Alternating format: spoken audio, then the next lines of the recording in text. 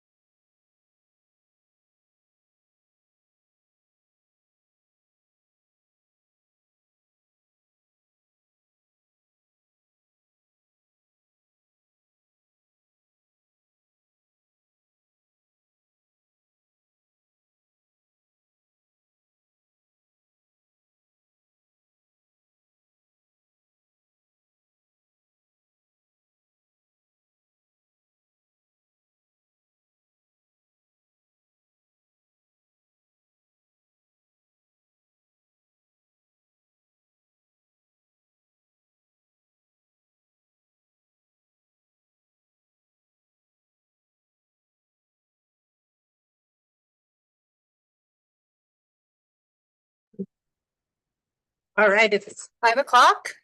Let's call this meeting to order. Here, let me do the right introduction. I hereby call to order the June 5th, 2025 meeting of the Town of Frisco Planning Commission. Kim, would you please call the roll? Conley? Here. Lesmith? Here. Withrow? Here. Forsyth? Here. Kane, Stabile, and Day are absent. Great. The previous planning commission meeting minutes have been distributed. If commissioners have any comments or corrections, please voice them now. Any comments or corrections? Move to See- approve. Second. All in favor? Aye. Okay, Ms. Chair. Just kidding. Okay, this is a meeting of the Frisco Planning Commission. Any public comments that anyone in the audience may wish to make on a subject not on this evening's agenda may be made now. Citizens making comments should state their name and address for the record, be topic specific, and limit comments to no longer than 3 minutes. Is there anybody in the audience that would like to make a public comment on something that is not on today's agenda? Not on today's agenda. Your item. No? Okay, and anybody online want to make a comment on something not on the agenda? Seeing none, we will move on.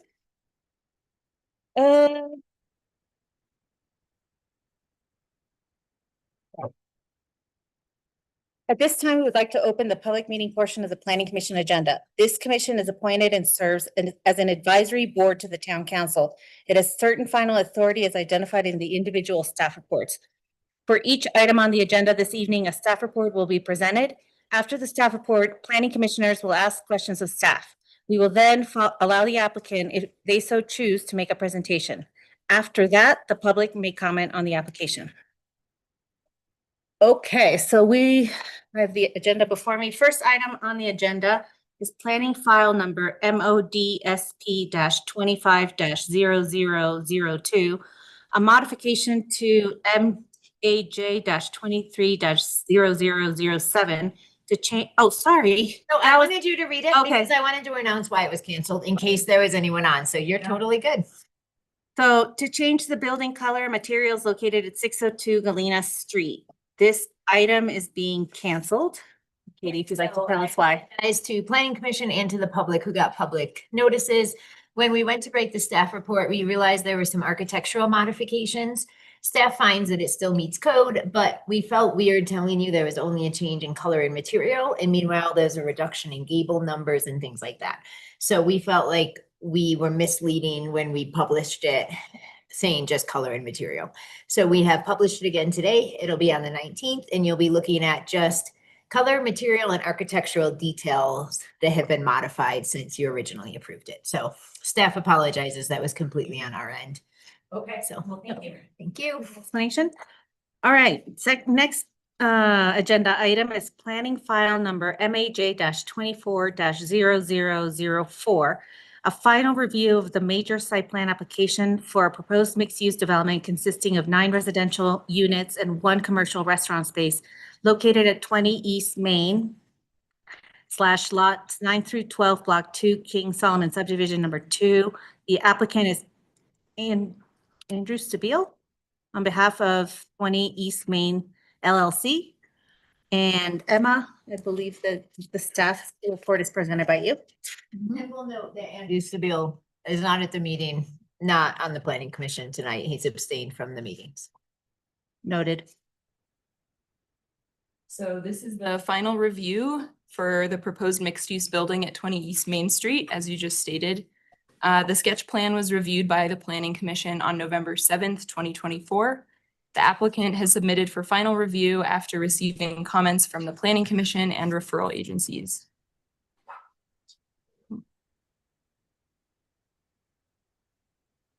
The applicant is proposing a new mixed-use development, including 9 residential units and 3,555 square feet of commercial space. The proposed development includes 5 3-bedroom market rate units, 2 2-bedroom bonus market rate units, 2 2-bedroom affordable deed-restricted bonus units, and the 3,555 square foot restaurant space, as well as a partially underground parking garage. Today, the site consists of a commercial property, which was most recently the site of the Frisco Prime Restaurant. The existing building is not part of the historic overlay and is not listed in the Frisco Historic Resources Inventory. At the sketch plan review, Planning Commission commented that they liked the look of the building, the provision of workforce housing units, mixed use in the commercial core, and the activation on the corner of Main and Madison. So all dimensional standards are met for the central core zoning district, including density, setbacks, step backs, and building height. Multi-unit dwellings and restaurants are allowed uses in the central core. The proposed project is in compliance with the Frisco Community Plan as referenced in your staff report. At sketch plan review, the Planning Commission noted that you were okay with the bonus density. Staff is recommending a condition of approval that the housing covenants for the 2 deed-restricted bonus units be recorded prior to certificate of occupancy to make sure that those get recorded, and also that a foundation ILC and roof ILC be approved prior to CO. The application is meeting requirements for access, traffic, parking, bike parking, snow storage, refuse management, and all non-residential development standards. The town engineer reviewed and provided comments on access and drainage. The application materials were revised to accommodate future right-of-way improvements through the Complete Streets Plan, and the plans were reviewed by the town engineer for site plan level review. His remaining comments shall be addressed by the applicant prior to issuance of a building permit. That's another of your recommended conditions. And if Planning Commission supports the tandem parking layout, the application meets standards for parking. I can pull up those tandem parking criteria if you do want to see them. The application is meeting requirements for lighting, except that one of the proposed fixtures appears to be made of reflective metal. So that's another of your conditions of approval, is that all fixtures shall be shown to be in full compliance with code prior to issuance of a certificate of occupancy. And the application is showing compliance with landscaping requirements, except for the size of the proposed aspen trees. So this is a very small change. That 50%, the code says that 50% of deciduous trees have to be 2 inches in diameter and 50% have to be 3 inches in diameter. And currently in the plans, it shows 2.5 inches instead of 3 inches in diameter. So we'll check for that at building permit as a condition of approval. The applicant's proposing 342 cubic feet of bulk plane encroachments, which is made up of brick walls at the deck edges and roof elements. These do not provide additional livable area. At sketch plan review, the Planning Commission expressed support for the proposed architectural elements and bulk plane encroachments. For community spaces, those were not shown on the plans at sketch plan, but the non-residential development standards do require a project of this size to provide at least 1 community space. The applicant is proposing 1 park bench and 4 bike parking spaces in the right-of-way as their community benefit. And the applicant has worked with Public Works on the initial design of these elements, as well as exploring a revocable license agreement approved by Town Council to approve them. And they're also showing additional landscaping in the right-of-way. So all of those right-of-way elements will need to be approved through a revocable license agreement with Town Council. And that's another of your conditions of approval. This is just an updated rendering of the building, looking at it from Madison and Main Street. We did receive 1 public comment yesterday, which was concerning the neighboring property at 60 East Main Street to allow them to repair the stucco on their building. I'm going to let the applicant address that comment to make sure that they're going to work with Beaver Plaza Condos to facilitate the stucco repair on that building. So staff recommends that the Planning Commission approve the application based on the findings and conditions listed in the staff report. I will acknowledge there's a lot of conditions of approval. I walked through most of them just now, and I think you heard they're mostly administrative things so that staff will remember to check for them throughout the process. There's no major issues with this application, just a couple of tweaks and then administrative things for later on. And then this is the recommended motion if Planning Commission should decide to approve the project. Thank you, Emma. All right, so now we will move on to questions of the staff. April, do you have any questions? My only question is around the Madison parking that we talked about in the site review. So we had talked about them potentially providing that diagonal parking on that side. Has that been removed from? I didn't see anything in the document, so. Yeah, so the applicant is not proposing to construct that parking in the right of way. All required parking had to be provided on site. So the town couldn't really offer an exchange. Our town engineer has expressed that he would like to continue talking with them if they're willing to construct those spaces during construction. So that conversation's still open. Okay. But all required parking is provided on site. And do we have a snapshot of like what the tandem parking looked like before and now? Ooh, I can pull up the previous plans Okay. if you want to see it. I don't have a slide with those side by Okay, I side. think I've got it too, so. Yeah. All right, that's it The for me. biggest change was that in the previous one, the tandem spaces were, some of them were assigned like a visitor or an unassigned space in the tandem parking. And now all the tandem spaces are assigned to the same unit and the single spaces are the open and visitor spaces. Okay. Yeah. Great. That's it for me. Jessica, any questions of the staff? Yeah, I was just gonna ask that list of conditions that you held up, that you showed on that last page, did it have the proposed condition about the reflective lighting on there? The metal. Yeah. Yeah. Okay, Yep. great. Was just checking for that. And then, yeah, if you did wanna, I guess, show the findings for tandem parking and then maybe show that plan, that would be helpful Pull just that up. to take a quick peek again. Yeah, I'll stop sharing for just a sec.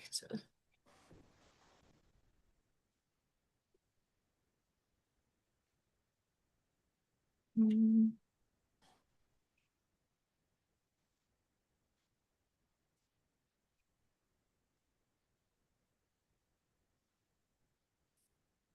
right.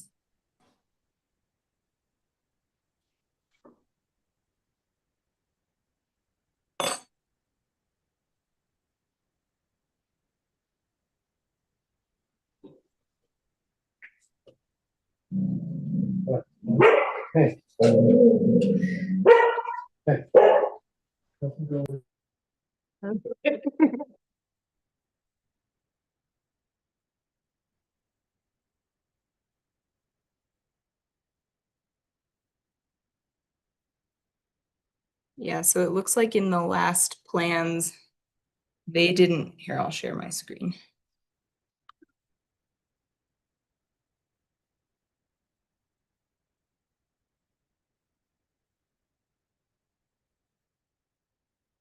So the right is what you saw at sketch plan Mm. and left is what they're showing now. So not assigned at all. Yeah. Or At designated. sketch, I think we sat down with the applicant and talked through what they were showing. And then in the PowerPoint, we had one that showed them as they would be assigned, but.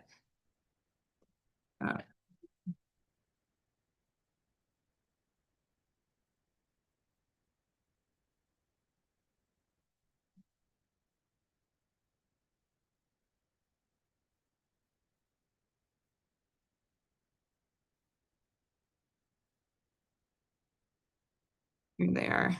Oh, and we had also done the calculation a bit differently.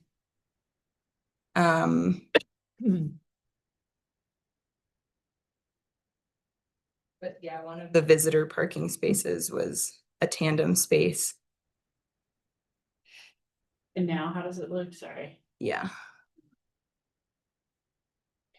Now I think one of the extra spaces is that handicap parking space. Labeled somewhere in the document.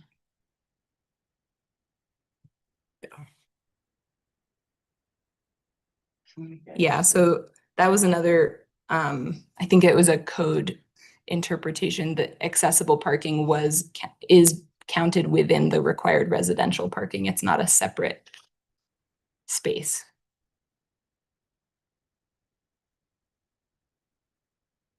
As a visitor If that makes space? sense. Yeah, so there's one visitor space required and then the accessible space is counted within the The visitor. 23 required It seems residential odd. spaces. We found that odd too, but we had a lot of discussions with the applicant reading it, and it's probably something to get cleaned up in the code. So, because based on the regulations, like each unit, so 2-bedroom unit needs 2 spaces. So you're saying a 2-bedroom unit, one of their spaces might be that handicap space? Yeah, and they're showing them as unassigned on this, That's the way the code allows. but that's how the code reads, yeah. That's. I'll tell you guys that in Silverthorne, the handicap parking spaces are not part of the actual count, but above and beyond, and a lot of people didn't like that. So. There's no way to win. Yeah. So Did we would answer it- your question? Sorry. Yeah, sorry, do we know which space that's gonna be associated with, that handicap space? Yeah, And I I'll would let s- the applicant. You can do ask this. the applicant. Yeah. Thanks. Good? Yep. Healthy? No questions for staff? Okay, I have a couple of questions. I appreciate the comment on the conditions of approval. I talked to Emma a little bit and I appreciate the clarification because anyway, it wasn't clear in my head, so appreciate that. You mentioned somewhere that the history of the bar, that it was constructed in 1860s in New York, and then there was, as far as I could tell, there was no other mention of it. Is that getting preserved? Or do you know? I'll ask that, okay. Yeah. Is the community space, so they're required to provide a community space? Is that supposed to be on site? Doesn't say it has to be. Okay. And then my last question is, do we know the AMIs of the So they units? have to meet the bonus density code says average of 100% up to 140. So they have not specified where they will be, but it'll be, to 100% or an 80 and a 120, but we can let them address if they know specifics on that. But it would And I- have. Yeah. Yes, it will It's be. required- It's not gonna just be a workflow. No. Okay, so, no, that's acceptable. Bonus density. Yeah, no, I think the code requires. Yeah. Okay. Said. Yeah. And I'm wondering, Katie, maybe this is a request for you, if we could have that information when these applications come, because I feel like we never know the AMIs of the units. Okay. A request for the future. You can ask applicants. That's all I have. So let's see. So now we will turn it over to the applicant. Do you guys have a presentation for us? Okay.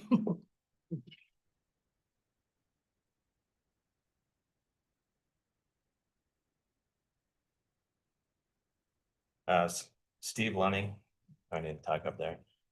No, I think I don't know. Does he Might be need to go to the easier hear podium? with that microphone. Steve Lunny, representing 20 East Main LLC. I reside in Summit Cove in Summit County, Colorado. I think I hit all the buttons. I just want to thank the staff. We worked pretty hard on this project together. And actually, I think we started this like 4 years ago.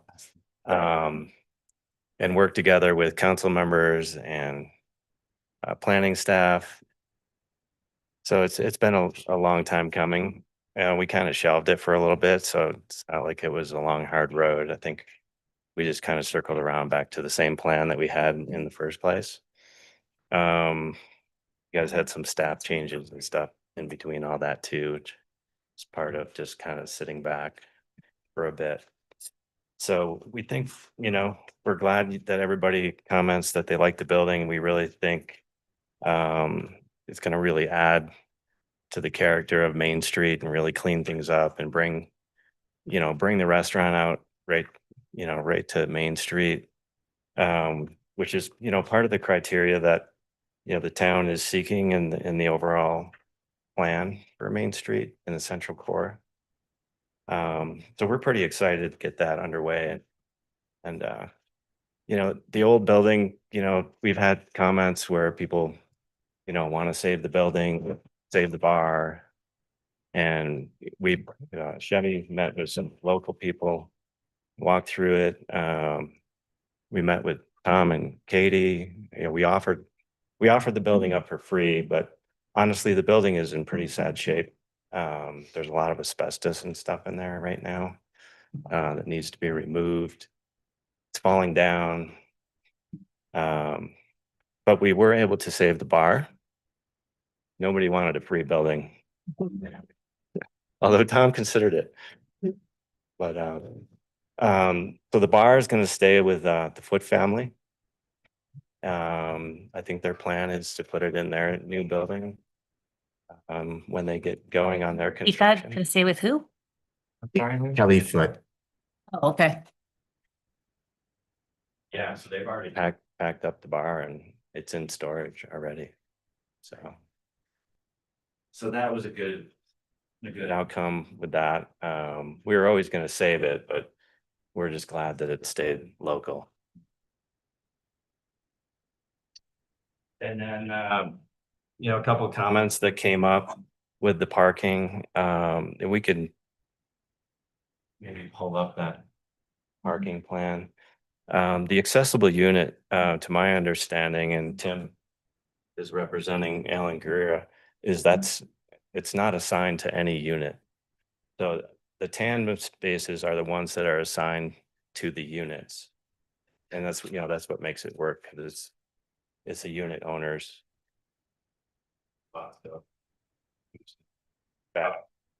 Whereas, prior you saw that we had a visitor space, so we could see how that didn't work, so we changed that all around. So, and then, maybe address Mr. Herwig's comment and question. I couldn't quite hear the whole thing. I think he said he wanted to do some repair on stucco before we get going. Is that? I think the question or the concern is the building is at the property line. Is that right, Emma? Yeah. And so if that's the case, is that going to affect any maintenance of the building next door? Thanks.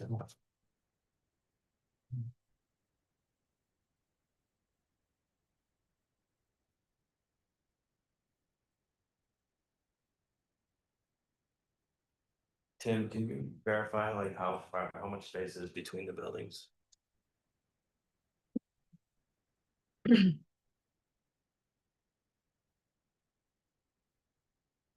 kind of steps its way back, so the middle part, I think, is the closest part to the adjacent property. Sorry, I don't know that. I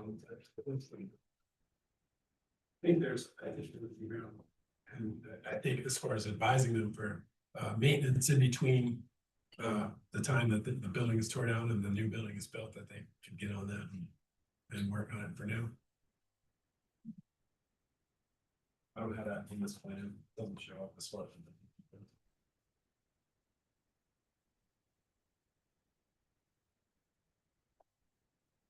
He's asking, make sure it gives us at least 3 to 4 feet.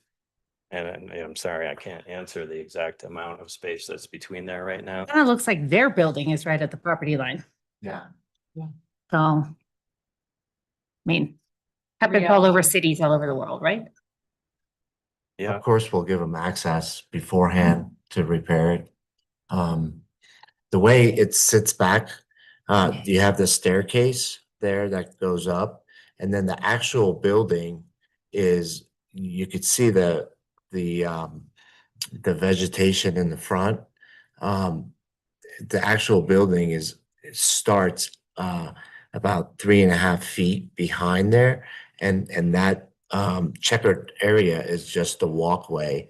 It doesn't go all the way up. It's stairs to that area. So worst case scenario, they could scaffold off of that, but our suggestion would be, get in there beforehand.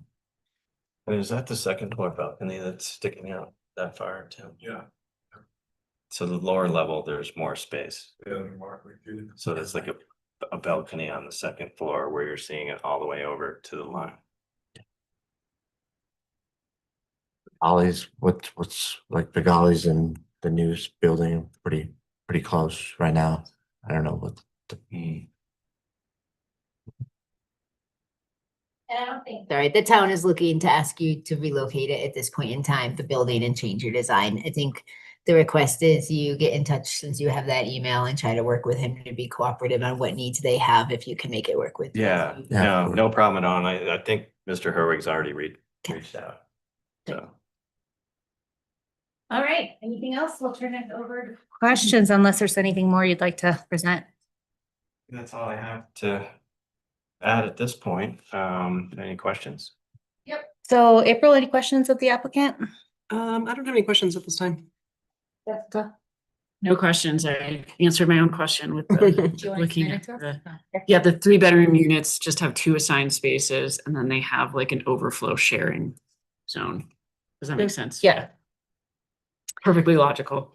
Kelsey, any questions? I guess. What if one of the 3-bedroom units has 3 cars? Does that de facto make one of those parking spaces there? Yeah, Is it in there? they can just park there. There's like open parking. If that's supposed to be visitor parking. I mean, I'll let them. yeah. I'll let my code expert. There are 5 3-bedroom units. Mhm. And they each have the tandem setup, and then there are 5 extra spaces, not including the visitor spot or the EDA spot. So they would just, I assume, we could assign it, but I assume they can just park there if they wanted to in any of the spots. I think it would be better to not assign it so that it can. And I'm assuming there's a code or something. So if I'm a visitor, I get the code from my friend and I park in the visitor parking. Is that how it works? The visitor probably should be signed, but the other spaces won't need to be signed. The residents can figure it out. Right, but how do I get to that visitor parking? I would just get the code somehow, or? Well, presumably you're visiting one of the mean, yeah. residents in that building, so they would give you a code for the keypad to punch in. And do you want to speak to the AMIs? Have you thought about that? What's your Yeah. plan? So actually, thank you for bringing that up, Lena. So we were under the understanding in our discussions that they were 140%. And this is kind of the first time I'm hearing the average of 100. So the code has always said bonus density is up to 140 with an average of 100 is required. That means you could have one 140 unit and 160 unit, but you have to average at 100. Right. I'm sure you'll just make 2 100 units. Yeah, I understand that now. It's just I'm a little caught off section, guard it's been in there this whole time. because it's pretty significant. Yeah, and yeah, We're already losing money on those, and we understand. 2 extra units though, right? What's that? You're getting 2 extra market units. Yes, we are. So, between them, it makes sense more so because you're spreading the costs out of everything over it than the profit for those 4 combined is really pretty minimal, if any. So, They'll have to be an average of 100%. Yeah. There's no way around it because it's the only way to be allowed bonus density. yeah, okay. My misunderstanding. Sorry. Okay. I think that answers all my questions. Thanks. We'll turn it over to the public now. Thank you. Okay, now is the public comment portion of the hearing. When making comments, please identify yourself for the record by stating your name and your interest in the application. Time during the hearing, should the public speak directly to the applicant or to other members, the other public members and vice versa. All comments must be directed to the commission. Statements should be brief and non-repetitious. Is there anybody in the audience that would like to come up to the podium and provide public comment? Seeing none? It's going east Main Street, not necessarily. Correct. There will be a different public hearing So for 121. it's only in regards to. Correct. the short one. But you can comment on this one if you would like. Oh, okay. Seeing none. Anybody online want to provide a public comment? Seeing none, we'll close the public comment section of this agenda, and then we will turn it over to commissioner comments and deliberation. We'll start with Kelsey. I think that you know, it's gonna be an improvement to activate that corner. Certainly, they can't move the building and 0 lot lines are 0 lot lines, and sounds like you have to be neighborly. And I'm excited for this. I'm a little skeptical on the tandem parking, but I think that's a bigger code issue that we gotta get under control of these parking, because I think unassigned, like there's never gonna be a visitor spot at this, if in reality, in my opinion, but I think it's a nice project and it's come along well. Excellent. Jessica? Yeah, no additional comments, right? Yeah. Yeah, I think nice work. Same. It's, I think it's a really good looking building. I'm excited to have that corner look a lot better, so you guys have done a good job. Appreciate all the hard work. Yeah, and I wasn't here at the sketch plan, but I do like what you're proposing. Especially that moving that building towards the north side of the site. I like that better. And the south side is now gets a lot of sun on it, and it's gonna really like that. That only works on the south side of town. You get to the north and you have the opposite problem. So anyway, I really like that, and I think, yeah, I worked at the Blue Spruce for a long time, so I'm glad the bar is going somewhere. But anyway, so yeah, I'm fully in support and like your project. I hope you make the bonus density work with the AMI at 100. Unfortunately, there's no way around that. Does anybody want to make a motion? And yeah, so 11 conditions of approval, but like as Emma mentioned, they're minor in nature. Okay, with respect to file number MAJ 240004, I move that the recommended findings set forth in the June 5th, 2025 staff report be made, and that the recommended conditions set forth therein be taken, and that the Planning Commission hereby approves the request for the major site plan application for a mixed-use condominium development located at 20 East Main Street at the subject property listed herein. Do you want to note the conditions of approval? Oh, with the conditions of approval as presented in the staff report. Second. Great. You want to call the vote? Conley, Yes. Lesmes, Yes. Withrow, Yes. Forsyth. Yes. Passes unanimously. Good luck. Thank you. Thank you very much. Yeah.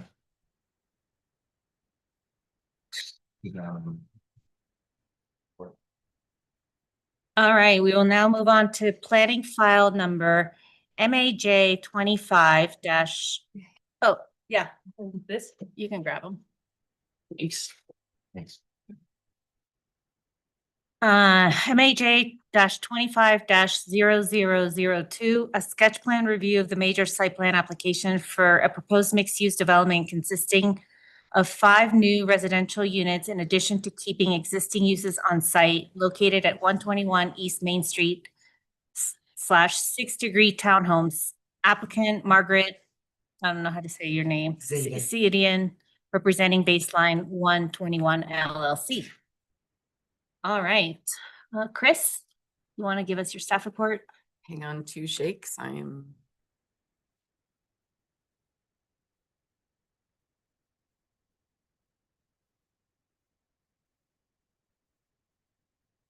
Okay, today we're going to be reviewing planning file number MAJ 25-0002, a proposal for a mixed-use residential development at 121 East Main Street. This review focuses on the sketch plan, which is an early design phase, allowing the Planning Commission to provide feedback before the final major site plan application. As a reminder, there is no vote on the sketch plan. So the proposed mixed-use development aims to incorporate 5 new 2-bedroom residential units alongside the preservation of the historic log cabin and an existing workforce housing unit. The project plans to include approximately 1,023 square feet of commercial space and features a garage and elevator parking system. Additionally, guest parking is anticipated to be enhanced through improvements on Main Street.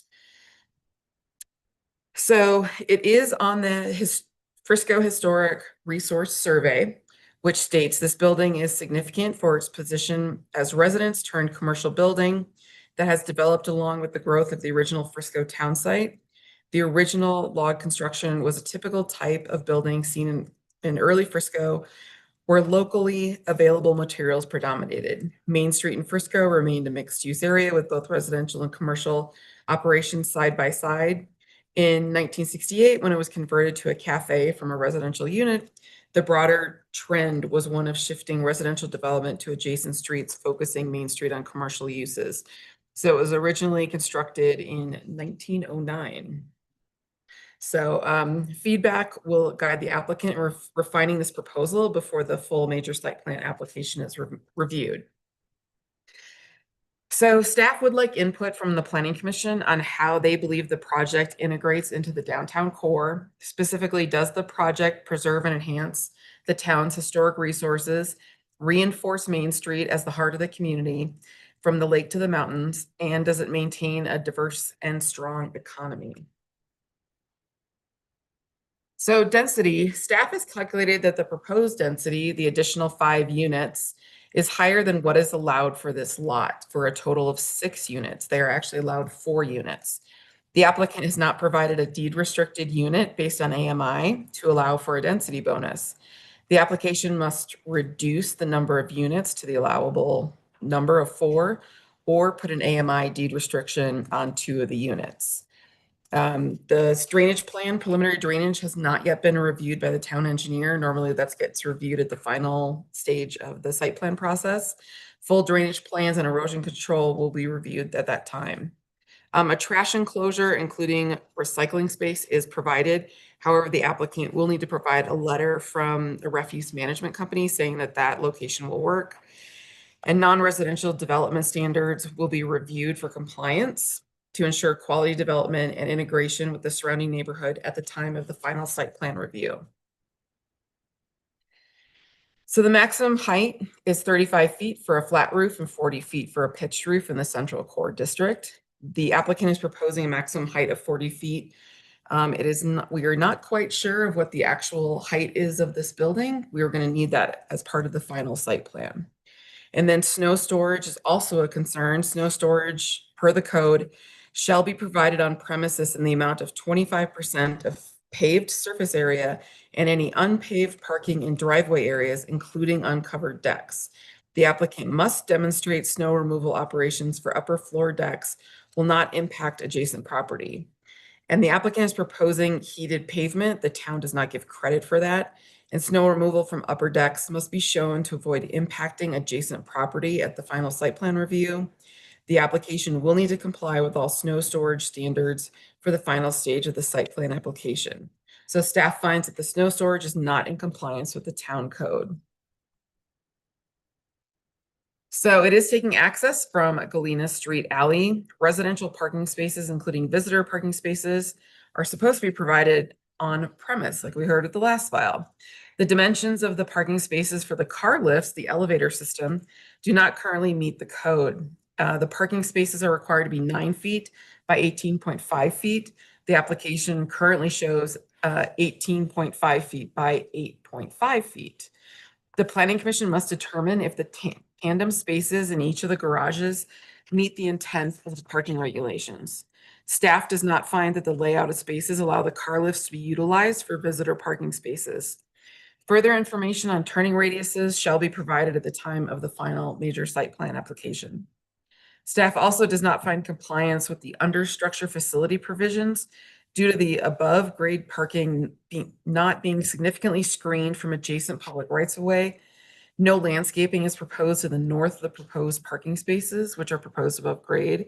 So let me see my cursor. Okay, so right here is where the cars would be underneath the building. So in that rendering, are the cars? I would enter, where's my, so they would enter here and then go into here, and there's other parking over here. So these are the parking spaces. Go ahead. Just gonna ask, the park within that rendering, there's the parking is on grade, right? So you're saying there would be parking, a car below it? Yeah, so it's an elevator system. Yeah, okay. Okay. So staff requested the planning commission discuss the building design and determine if the units appear to be consistent with the neighborhood character. And then the application does reflect modern architecture attached to a historic cabin building.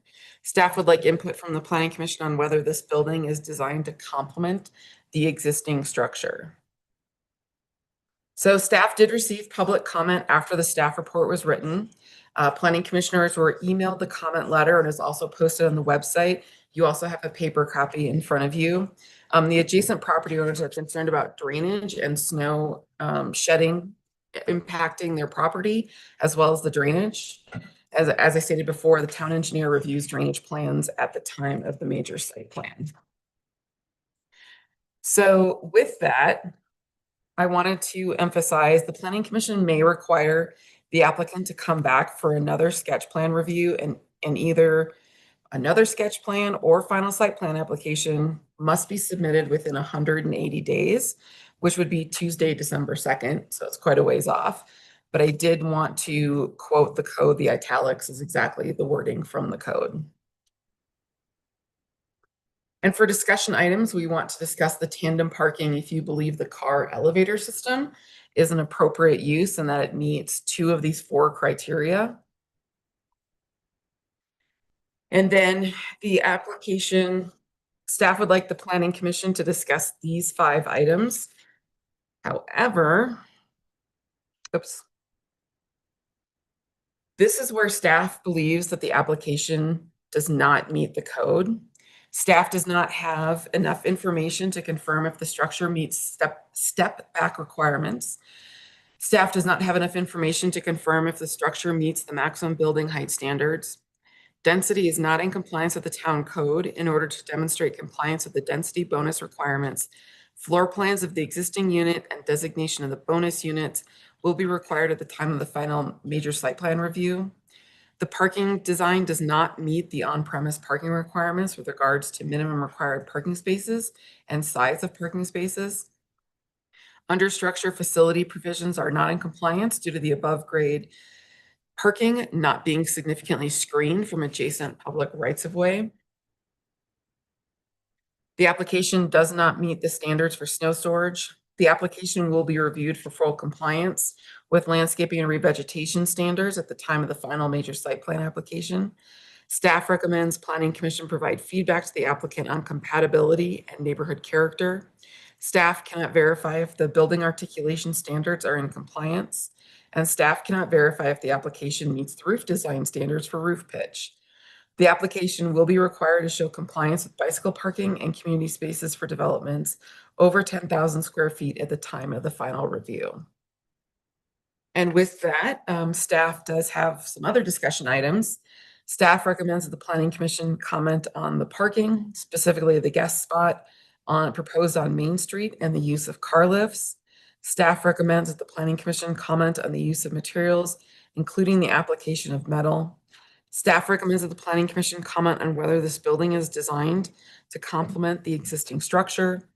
Staff recommends planning commission provide feedback to the applicant on compatibility with neighborhood character. And staff recommends that the planning commission provide feedback on whether the community space is suitable for the application. Great.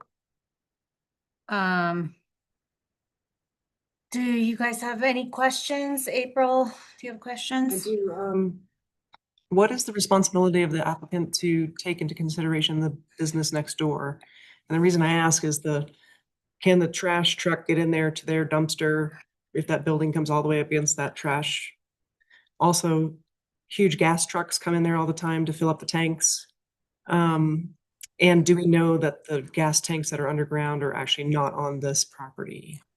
I will let the applicant answer that, but as far as the trash, we will need to receive a letter from the refuse company saying that they can access the trash where it's located here, as well as not impacting other properties. Okay, so that will be taken into consideration. Okay. Absolutely.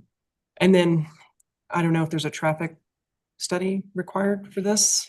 There will be at the final site plan. The traffic study that was submitted with this called it a minor project. And so the traffic study needs to be expanded to be a major project. and needs to account for the traffic. Okay. And does that include the delivery trucks and gas tankers and stuff like that that comes in? Okay. Yeah. And I think it's good the town engineer is here and that he can hear these comments too, just because he's here for another item. He is the one who has to make the determination on what that traffic study should include when it's done. So the applicant will, after they receive guidance at sketch plan and they're moving forward to full site plan, they'll talk to Chris McGinnis and he'll inform them what is needed to make it a complete traffic study in a way. They should. Yeah. And then, the only other question I had, do we have any other buildings in this town that utilizes lifts, car lifts? We do? Okay. They're using. Not, do you know of any that go down? Yeah, you're right, that go up. Any that go Right, down, that but they doesn't do go down. up, so kind of back upside down.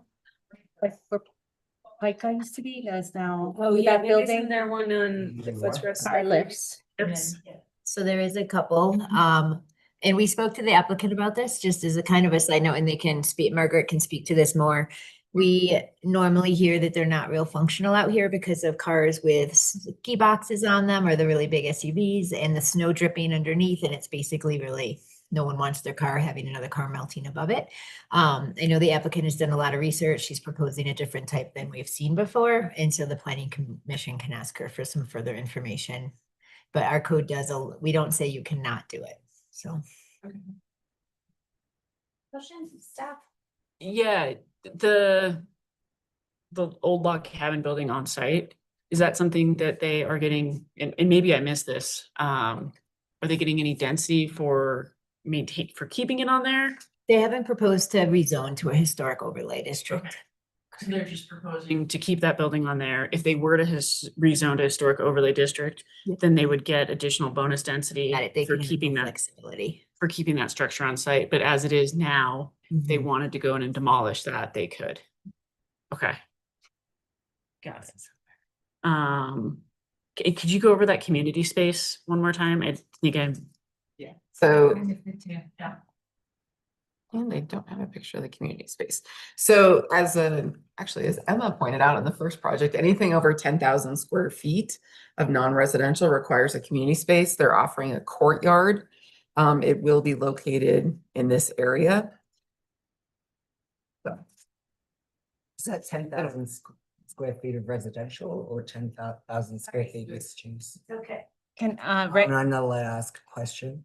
not right now. Okay. We'll get to you. Don't worry.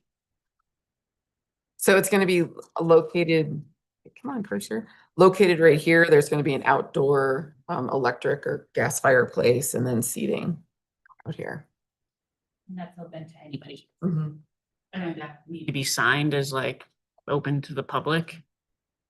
If we want, we could. But I guess I don't understand the purpose of the community space. That's why I'm asking. Like, is Oh. it the purpose to be for the public, or is Its this, purpose is to provide a public space.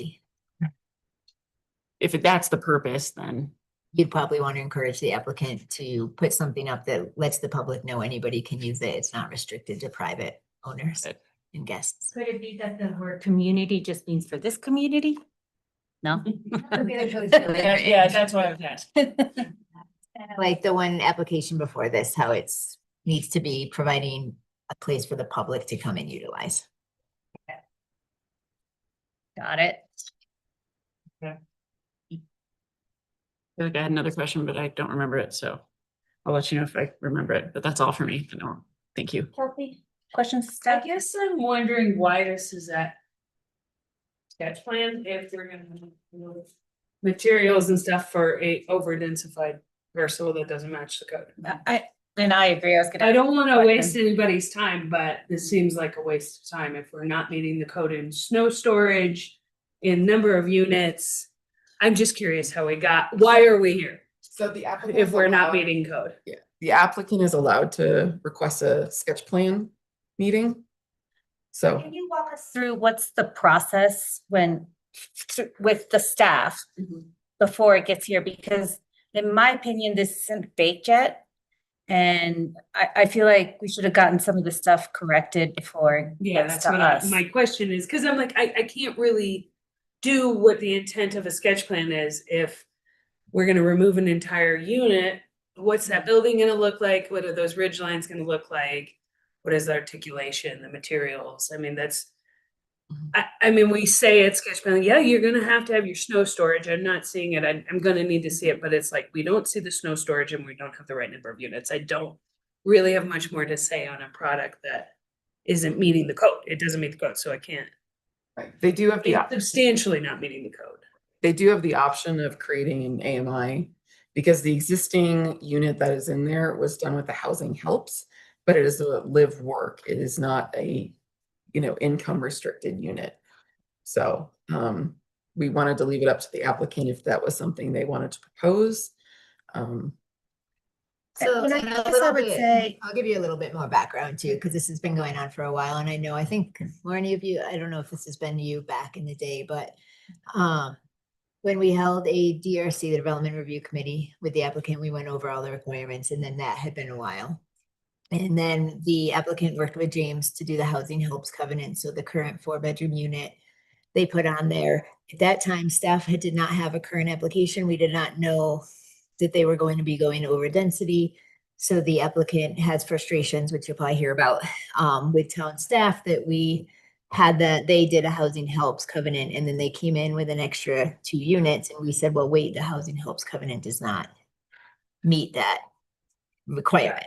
So the applicant has been trying to request and been paying attention to council discussions. They've been hoping that the town would allow them. So far as noted at the last application, there is no flexibility in an AMI on a deed restricted unit for bonus density. The code has said it for years. It's very locked in. As far as visitor parking, the applicant and some of the other comments in here, I believe in the applicant or Chris can correct me if I'm wrong. There's a difference of opinion. However, if staff is interpreting and reading the code correctly, whereas the applicant, I think, and she can address this, thinks that they can park on Main Street and the staff says the code says you cannot. So it was at a point where it made more sense to bring it to Planning Commission, instead of continuing an application with an applicant who was ready to bring what she wanted to present to you tonight. Got it. That's my only question. And I'm sure she'll provide a lot more I know you information. Work hard. I know you're working hard Yeah. together. It just feels like we can't actually perform the requirements of a sketch plan without really seeing what this is going to actually be, how many units. And that's why Chris provided exactly what the code says as far as when the Planning Commission should require an applicant to move forward or come back. And that's why she put that into the PowerPoint for you. Yeah, it's a little bit of an art, I guess, but I guess, yeah, I agree. I had the exact same question because I just feel like some of the stuff we shouldn't even be talking about. It's obviously not in compliance with the code. Anyway, great. Those are all my questions. Do you have a presentation that you'd like to share with us as the applicant? We'll turn the floor over to you guys now. I'd like to go through a lot of the comments that I've just heard here. We've actually been working on this project since 2021. We had a major submission application in, and we've gone backwards and forth with different members of staff as they have changed over the time. We went through Don Reimer and Susan and a whole bunch of people. So all I've found during this process is we've constantly been making adjustments to suit staff. And there's just been a lot of diversion. So, for example, when it comes to the density and why we have the 5 units, we had our lawyer here meeting with the town and we put in place a whole new plat to accommodate this development with the employee housing unit in place. Now, the form that the town uses or Housing Helps uses doesn't specify what type of application you're getting. And there was some miscommunication. I don't know what it was, but I didn't spend a bunch of money with a lawyer, Mark Richmond, and having a meeting with the town. And we devised the plat and put everything in place to put the right type of restriction on so we could accommodate our units. So that's something that needs to be looked at closely. With that said, that restaurant cannot function without that employee housing unit, whether it's AMI or not. That renovation And that new unit that we put in place was for the restaurant. The building is not going away. The building will be part of the association and part of that development. And we already have the governing documents for that in place. So that restaurant can't work, whether it's got the special one difference between another difference of whatever you call the AMI or non-AMI. That I feel was a process that got really messed up through the actual Housing Helps division when we were applying for a product to give us the correct number of units which we are presenting to you today. So that's a huge concern for me, and we've gone backwards and forwards on that a number of times, and we were told that things may change, but if staff wants it to be 100% AMI, I don't care. I'm not paying for it again. I need the correct thing to be put in place, because that was not an error on my part. I didn't spend a bunch of money with Mark Richmond. I didn't spend a bunch of time at the town meeting with Mark Richmond to get our documents and everything in place correctly.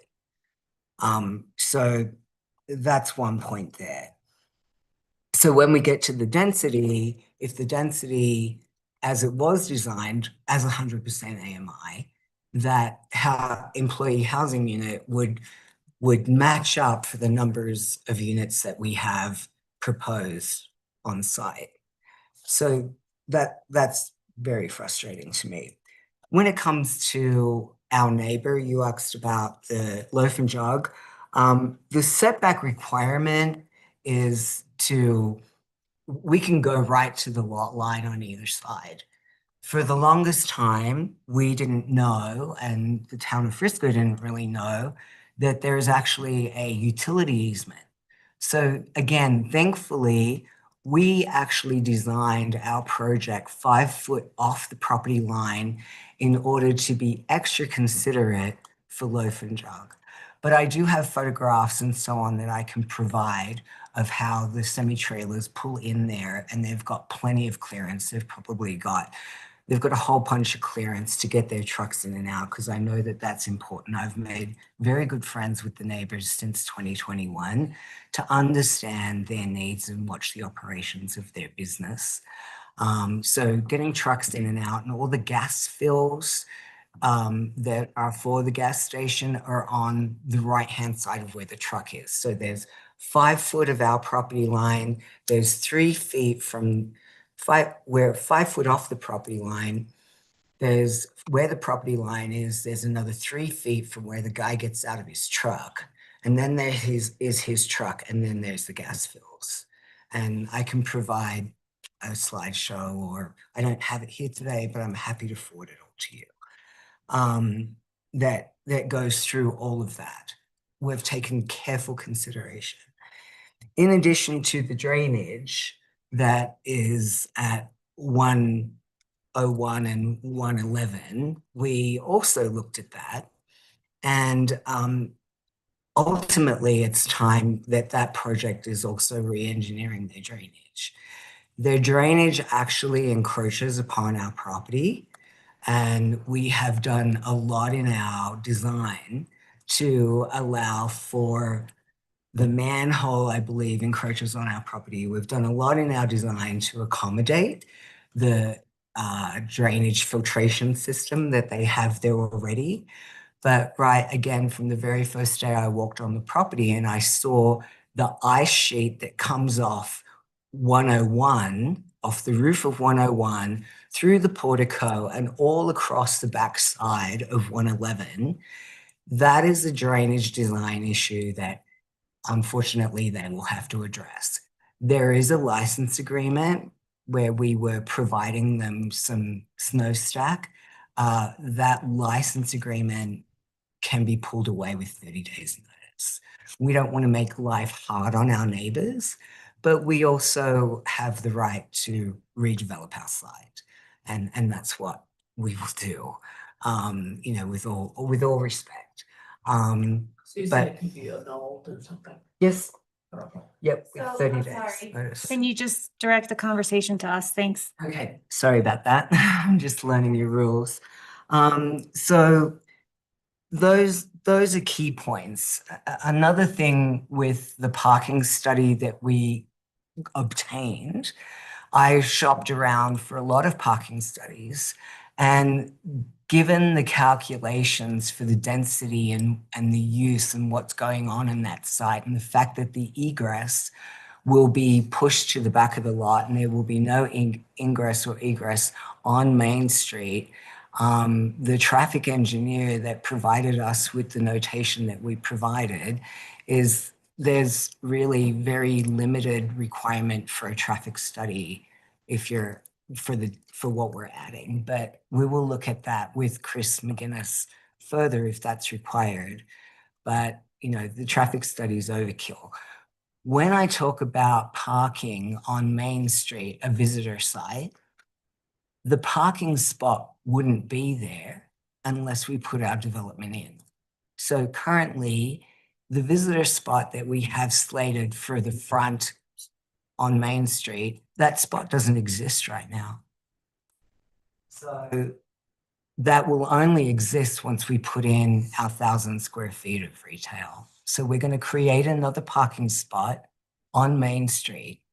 Now, in my calculations today, a parking spot costs around $100,000 on real estate of that caliber, probably more. So by filling in our lot and bringing another 1,000 square feet of retail and that 25 foot of frontage that we have, that creates another whole parking spot. So it's not like we're taking anything away. We're actually adding another parking spot. Let's talk about some of the other comments. Do you want to explain to us how the lifted parking works? Sure. So the lifted parking is really interesting because that was something under Don Reimer's rule and Susan Lee. They wanted us to design our parking in a different way, which is the way we've presented now. We can actually put all our parking on one level. So it's really about getting clear about what staff wants. And I just got to the point where we're 2.5, 3 years into this. And this is my second application fee. And so this is why I'm before you today. So the parking lifts that we do have engineered in the current plan that you're looking at, very high level. They have drip trays and a system in them where it would not drip down. So that there is a system that we did a lot of research on to find and locate, and the whole drainage of the building with the KBN rocks underneath the subterranean parking for drainage and water catchment has taken a lot of engineering to design.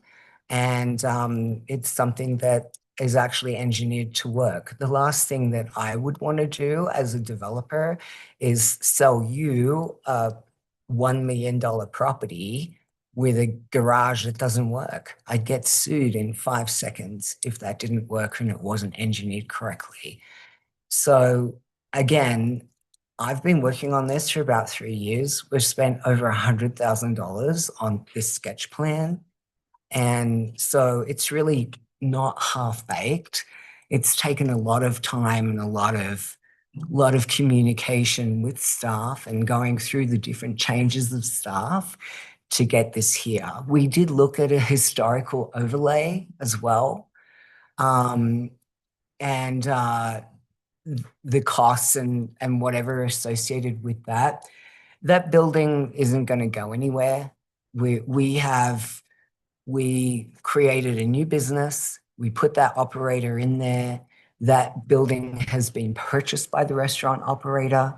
It's part of our association, and they're never going to demolish that building. So we felt that I don't see any other developer in this town that has provided an employee housing unit as a part of anything. in the 3 or 4 years that I've been in this town, spending a lot of time, not just on this project, but others. So I've never seen anyone bring in an employee housing unit just because. So it was very important to us with the history of that building, which does go very deep. I don't know if all of you are familiar with the area, but David Gorsuch's father actually owned that property at one point, if you all know who he is.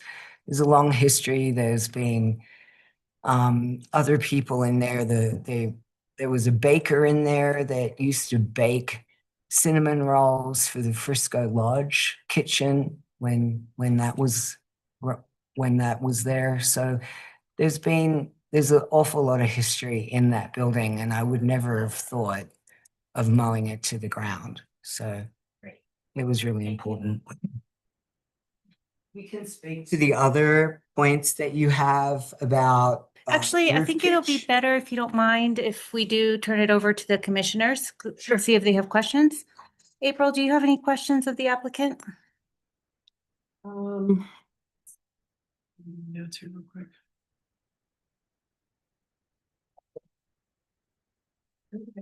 Questions for the applicant right now? Jessica?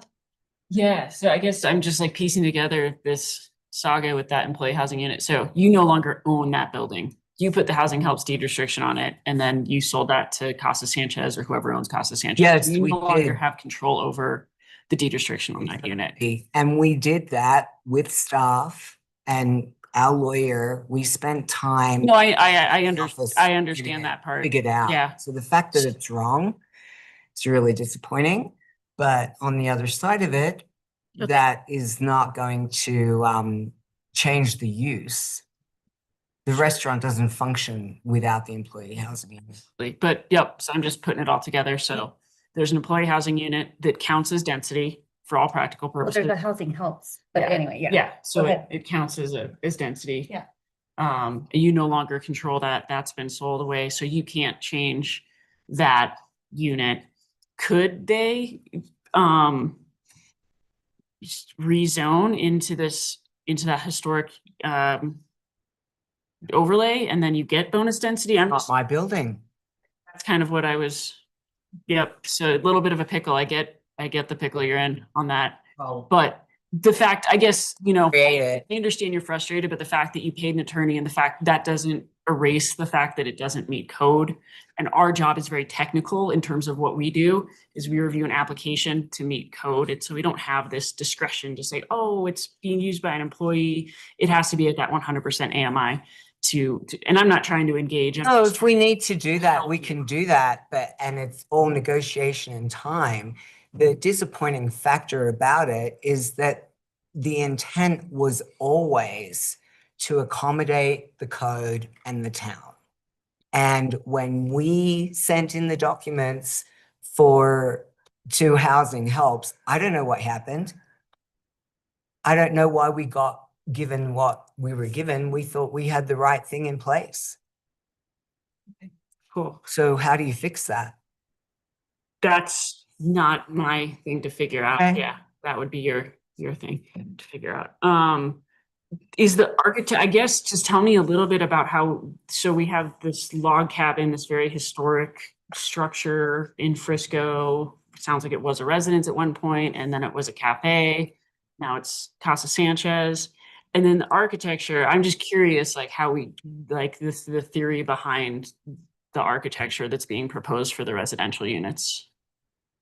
And that retail space. And the retail space, yeah. To me, it's like a real like stark contrast. And I've seen a lot of buildings where they're very new buildings, but they have this like homage to this older Frisco. But I'm also not an architect, so I'm just curious. Well, when you've got 1,000 square feet of retail, you want to keep it fairly open and light and bright to invite people in. And it's a very small space. And so your window display is very, very important. As far as the rest of the design goes, it works with a lot of what's going on in the town of Frisco right now. It's very complementary.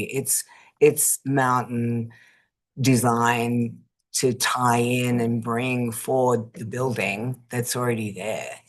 That's why there's the facade in the front that ties it across, that will hide the ugly equipment on the roof and give it more of an aesthetic look to the street. So that was very important. As I understand, was it 301 down the road? They bumped some piece of equipment on the roof, which isn't going down real well right now. We're working to actually make it look better. Okay, no further questions for me. Thank you. Kelsey, questions of the applicant? No questions at this time. I don't really have any questions either, other than, I guess I want to get more out of Yeah.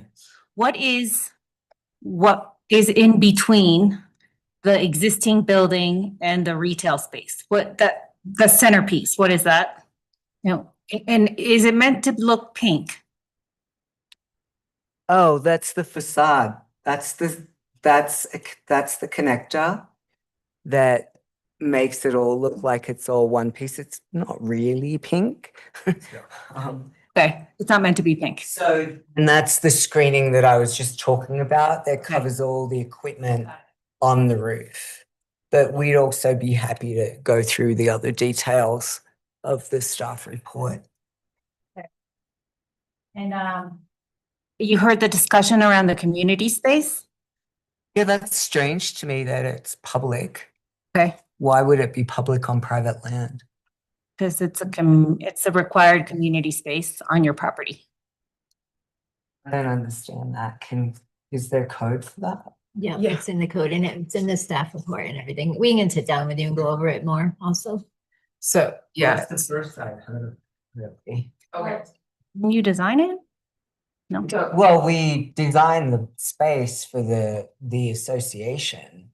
It wasn't clear to me. I mean, the staff report wasn't delivered to me until Monday.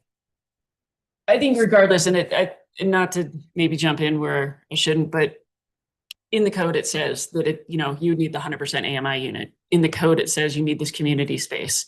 And so the fact that this is the first year hearing of it, it just doesn't sit well with me. Like, it's in the code if it's in the code, and it's your responsibility to know that and be thorough and go through it. We did just hear a previous application where somebody was proposing a community space, and just as an example, they were proposing something that I think was within the town right of way. It included a public bench, as well as a bike rack. So just as an example of something we just saw. Yeah. So, I mean, same comment with the parking space. If the code says it has to be on site, why are you proposing it on the street?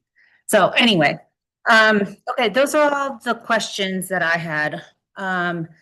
Close now the questions, turn it over to, you guys are here for some public comment? Typically we don't. We've actually got a few more things to present. Oh, okay. Yeah, so my name is Stephen Chainholtz. I'm the architectural director for BHH Partners over in Silverthorne, excuse me, and worked with many people, interacted with many people over the years. So good to see you. And for the people who don't know me, pleasure to meet you. I certainly understand, all your guys' kind of issues here. We're looking at the last page. There's 11 issues here. And unfortunately, I don't really think that's the truth. I think there's really about 3 true issues here. This of course is a sketch plan still. So we're still, I haven't even been able to cut a building section yet into this. So we still are, we've done so much, but there's still so much more to do. Again, the materiality, things like that haven't been selected. To your comment about the pink, that is meant to be brick is what it is. And I think that's just how things are going. Just a couple of these though, again, being a sketch plan, a lot of these say not enough information. Again, we can give you the nuts and bolts and the details here, hopefully at the final plan. But I think, for comment number 1 about the meets the step back, If we go to page 17 of the staff report, the southeast perspective, there clearly is a significant step back between the existing log cabin restaurant that you can use for scale, kind of this, large single-story retail space, and then essentially the 3-story high residential. So I think that's not anything that needs to be debated. I can prove it to you at our next meeting, but that's really nothing to worry about. The minimum building height standards, we do not have our table, this being a sketch plan. If you go to page 19 of the staff report, that elevation clearly shows a line that says 35-foot minimum height, which should be for the low slope roof, and then a 40-foot minimum height for the pitched roofs, and we are under that. So I think for the purpose of this sketch plan review, we can say that also it's clear that as shown, the structure is below the maximum building height standards. The density, of course, Margaret has addressed this. Again, she did everything that was asked to try to get that density, and due to a paperwork snafu, we're kind of here, not where we want to be. I think that working through with staff, we can get item number 3 cleared up so that this is fully conforming to the code. But again, this is a paperwork snafu, nothing more than that.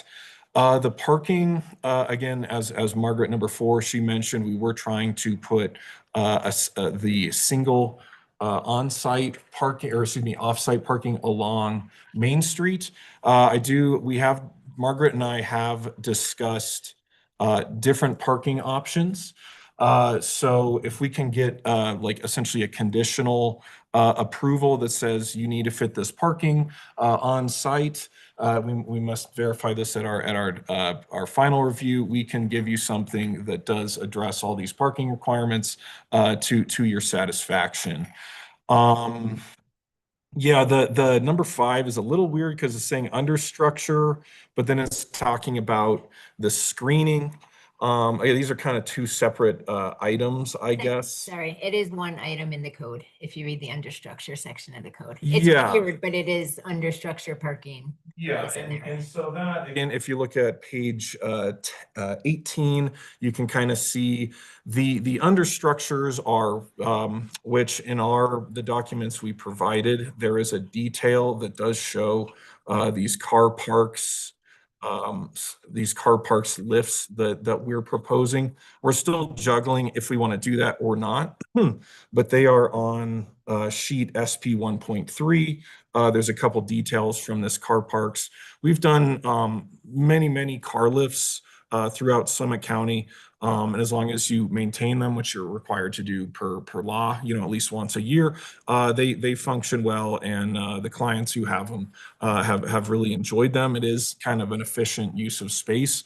Again, Margaret and I are deliberating whether we want to fully pursue that. But again, I think at our next review, we can have something that meets your satisfaction, and the screening of those surface level parking spots, we can certainly accomplish that. So that I can fix it, I promise you. The standard for snow storage, now this is very kind of odd to me because you can see the exterior parking is fully covered. The only snow storage that we have allotted for is essentially for when you go through that kind of the archway, and that's essentially what the snow storage is for. The snow cannot fall into this, so the snow storage requirements, I completely disagree with that.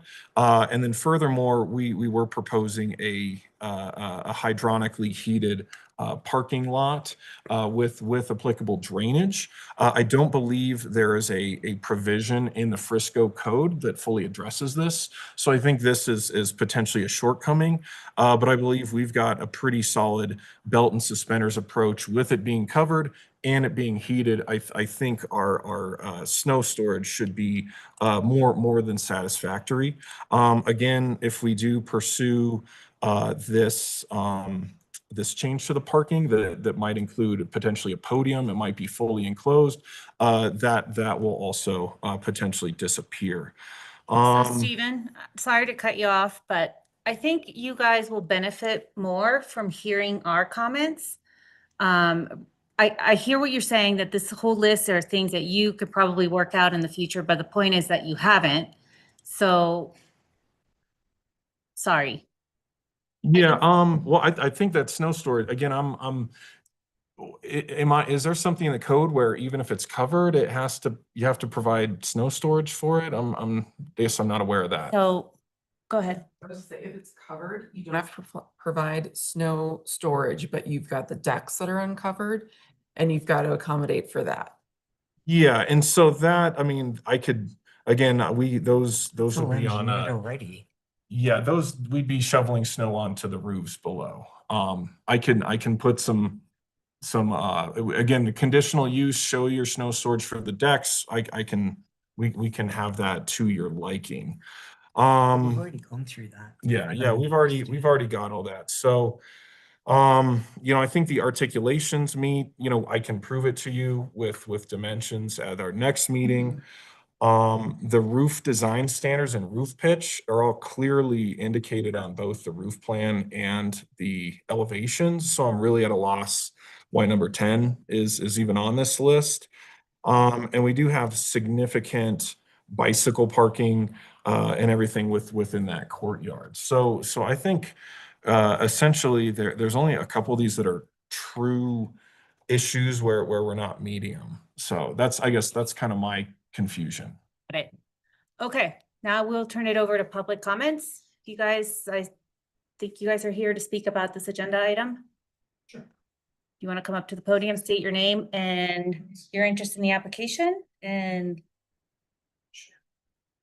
Hi, my name's Keith Winters. I'm the HOA president for 101 East Main. That's Frisco Main Street Commons.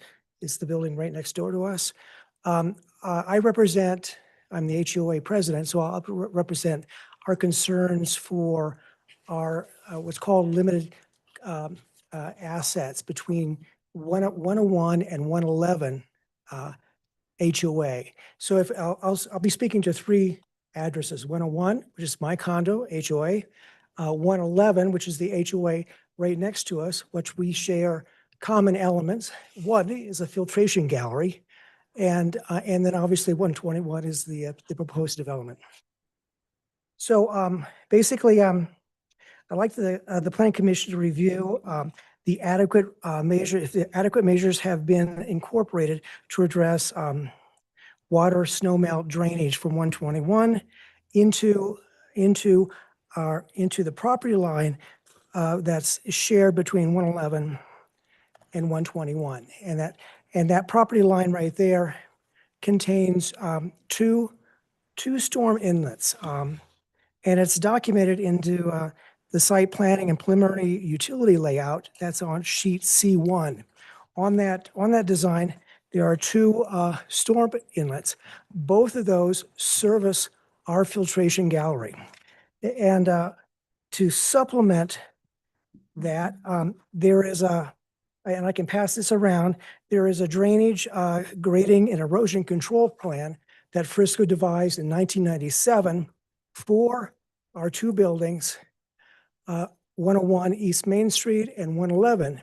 And it documents where the filtration gallery is located, and it also shows where those storm inlets are located. So what I would like to suggest is if there is a concern about the location of those storm inlets, the proposed plan, the existing conditions and site map that's proposed for 121 states that the survey does not constitute a boundary survey. And it states if a boundary survey is recommended, it's proposed that a parcel boundary actually is devised. So anyway, it's actually documented. It's stated on their existing map.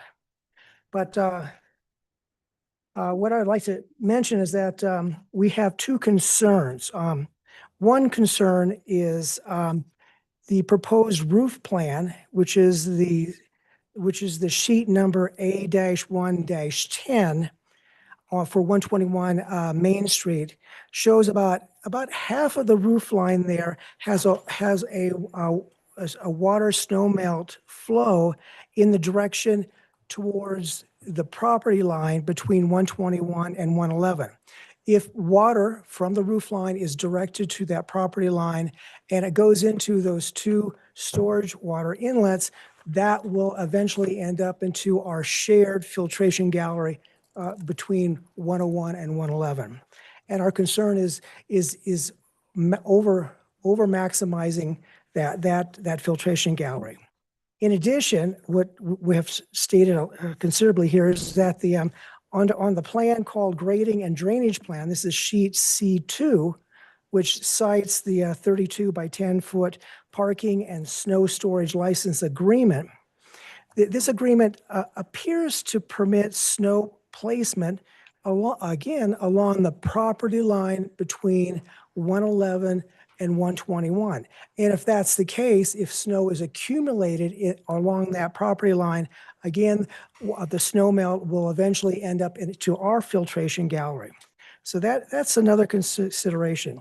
So what we're asking the planning board is to consider the following. Basically, to assess the capacity of our underground filtration gallery, which is directly behind 111, and whether or not the stormwater melt management, making sure that it is not compromised if there's any additional water that filters into that stormwater. In addition, the two storm inlets that's between the two properties, 111 and 121, those two storm inlets, you need to make sure that those inlets are not compromised.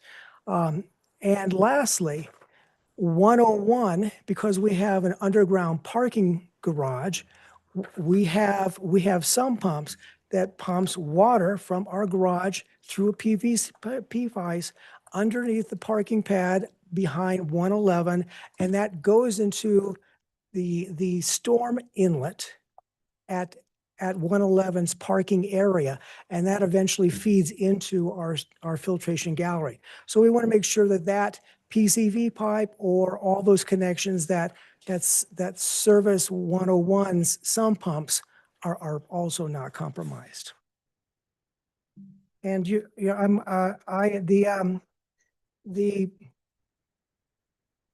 the drainage, grading, and erosion control plan for Frisco sorry. in 1997. I want you to start wrapping up your comments. Really, we only have it up to 3 minutes and it's been 5. I'm sorry.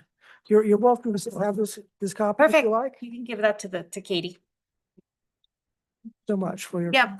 And some of your comments are very technical in nature. And I think I don't know that we're at that level of detail right now.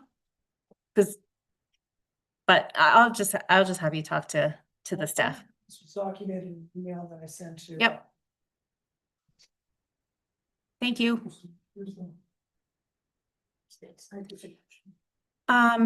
Do you guys want to take a 5-minute break? Sure. Is that okay? Not even 5, can be 3.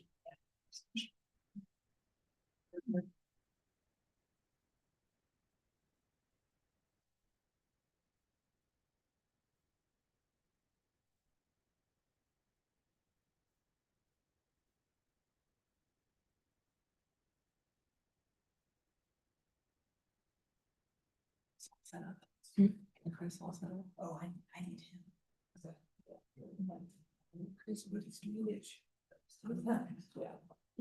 Yeah, that's all awful stuff. I was like, yeah. No, I don't think. I think.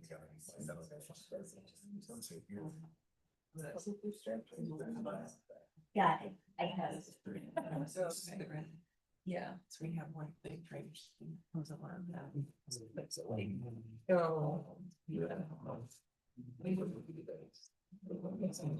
No, we're gonna do deliberations. They're Yeah. just taking a quick lecture break.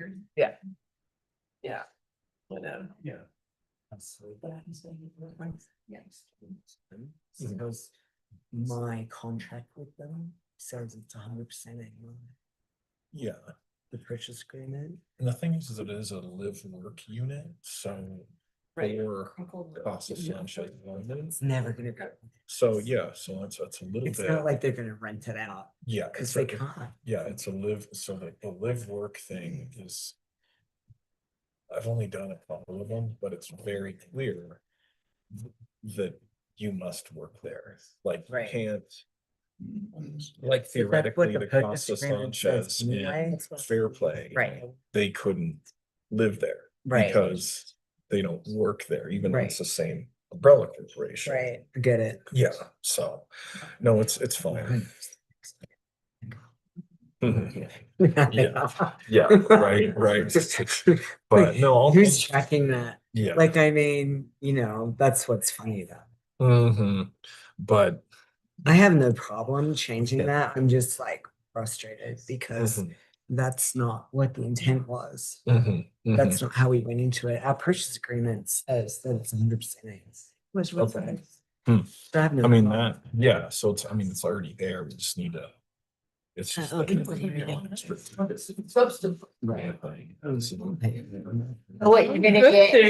Like, with the agenda, if you include a little food. Yeah, but snacks, we're like, we gotta move at 6:30. Dinner still. It's dinner.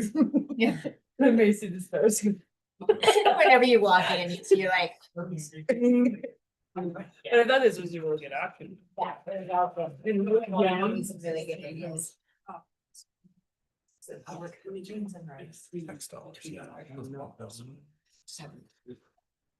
Perfect. I've snuck it before, or I've had. All right. Yep.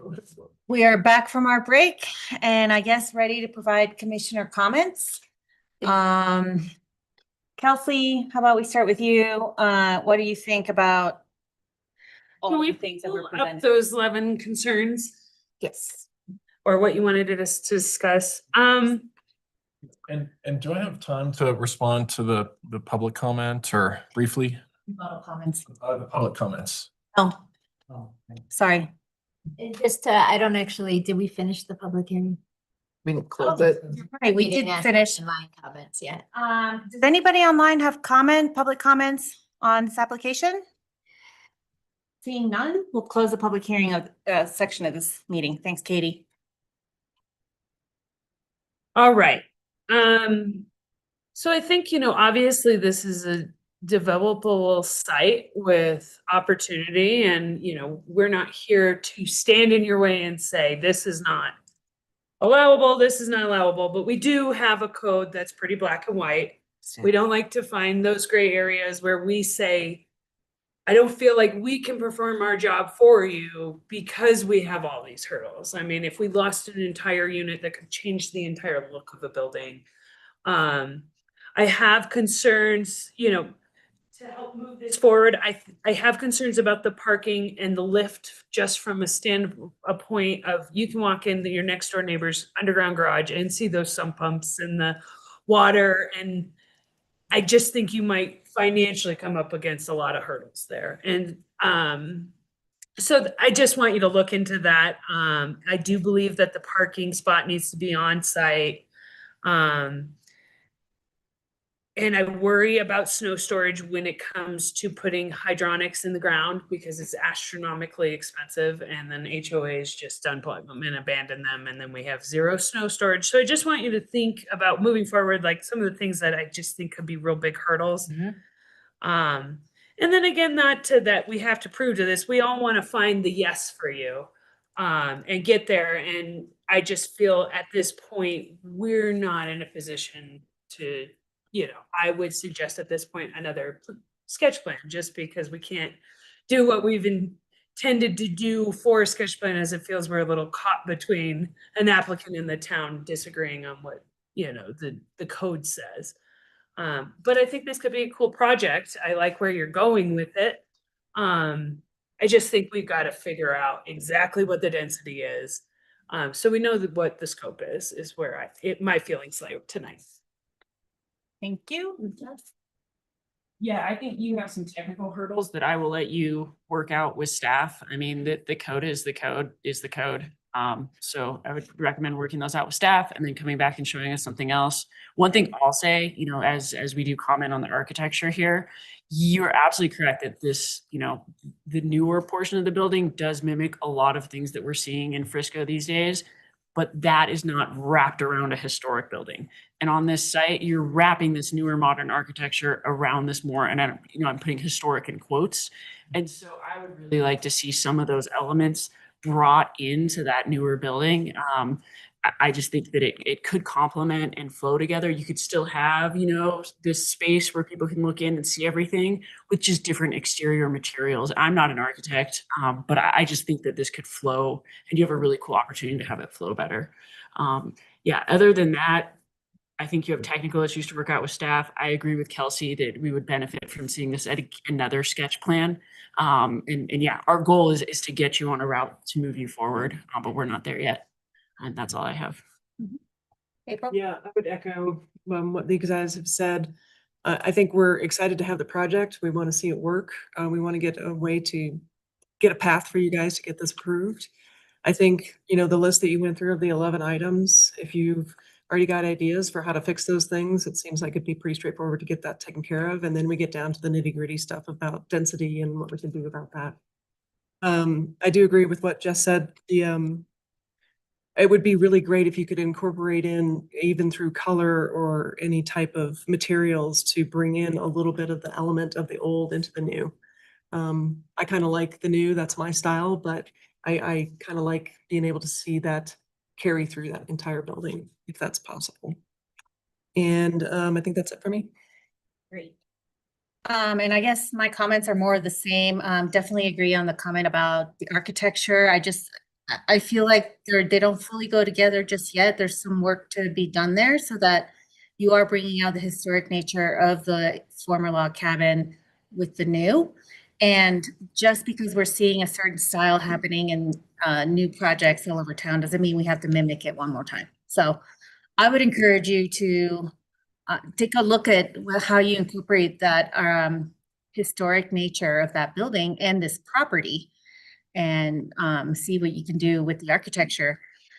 The technical aspects, obviously, that you heard around drainage and infiltration galleries, I'm sure you can work that out. Those are engineering details that just need to be worked out. I am also skeptical of anything going into the ground for parking. I do think Frisco has a really high water table, groundwater table. And I feel like it ends up being some pumps and things that don't work. So if you can stay away from the lifts in the parking, I think that would be wise. The other thing, what was the other thing? I mean, some of the stuff that seems to be frustrations with the interpretation of the town code. I mean, we have a great staff. I think some excellent professionals here. We rely on them for their interpretation. I understand that there's been changes to the staff. We are all familiar with those people, but I think you're working with some excellent professionals right now. And if they're telling you this doesn't meet the code, it's because that's how they're applying it everywhere. So I think parking in the street does not count as visitor parking. If you're over density, it's a major, major problem with your project, which is why it's not ready to move forward to a final site plan application, or whatever it's called, major final. And I do think we need to see this again at sketch. It's unfortunate what happened with the housing helps, that you guys didn't understand the difference between what the code allows with. Not that we didn't understand. So Not that we didn't. anyway, understand. I'm not here to argue with you, but I support the staff that Right. the housing helps does not count as a density bonus.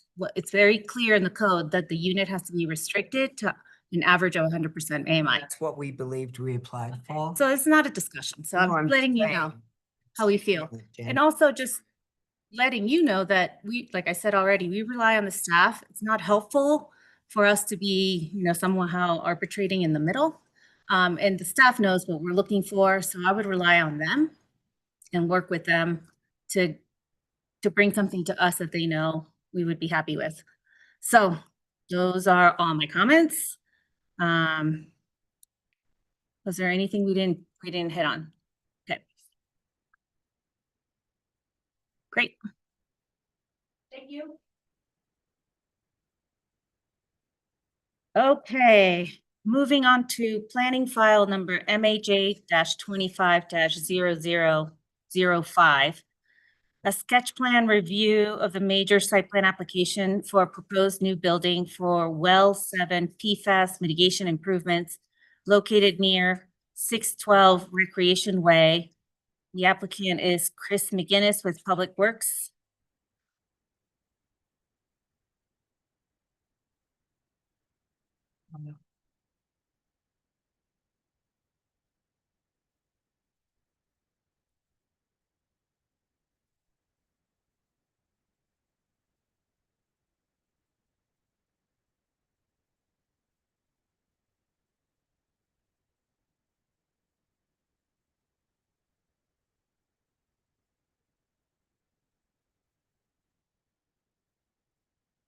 How's it going, Chris? Do you want to, wait, what am I doing? Yeah, do you want to do?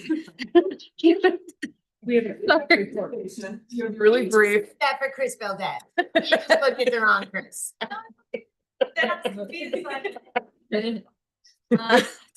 Chris think with a C, Chris with a K. Yeah. Chris to give her presentation. Okay, sorry. That's okay. I meant, Chris, do you want to give us your presentation? Well, we need the staff report. Oh my God. It's been a long meeting. Who's today? Right? Sorry, Chris with the presentation. Yeah, so once again, this is a sketch plan and we are just looking for feedback from the planning commission and there is no vote this evening. So quickly going over this. This is, we own and maintain, and hopefully I'm not stealing your thunder, Chris. The other Chris, okay. The existing Well 7 located at 614 Recreation Way at the Peninsula Recreation Area, otherwise known as the PRA. While Well 7 was drilled and constructed in 2005, the existing pump house structure was not built until 2018. The existing structure is approximately 17 feet in height and 375 square feet. In 2022, the town of Frisco detected PFAS, which I'm not even going to attempt to say that scientific word.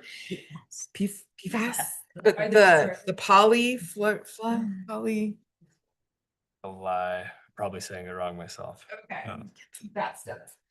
And subsequently turned off the operation of Well 7. Since the detection of PFAS, the town has been designing a mitigation system to remove it from the water source.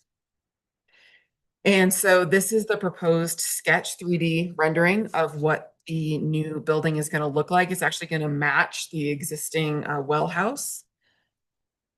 And then I'm really excited. I got to review this against the 2025 comp plan because it came in after the adoption. So I was stoked. Okay, planner. Planner nerd. So anyway, I was excited because there are specific goals in the comp plan that this would meet, which would conserve and manage freshwater resources, strengthen wildfire and hazard mitigation efforts, manage, develop in relationship to water and sewer capacity. So the new treatment facility is designed to strengthen infrastructure by addressing environmental issues and while using existing structures and minimizing new impacts. The application is utilizing already a disturbed area, replacing trees to maintain the natural screening and maintaining access through current infrastructure, which is all supporting balanced growth with the town's water capacity.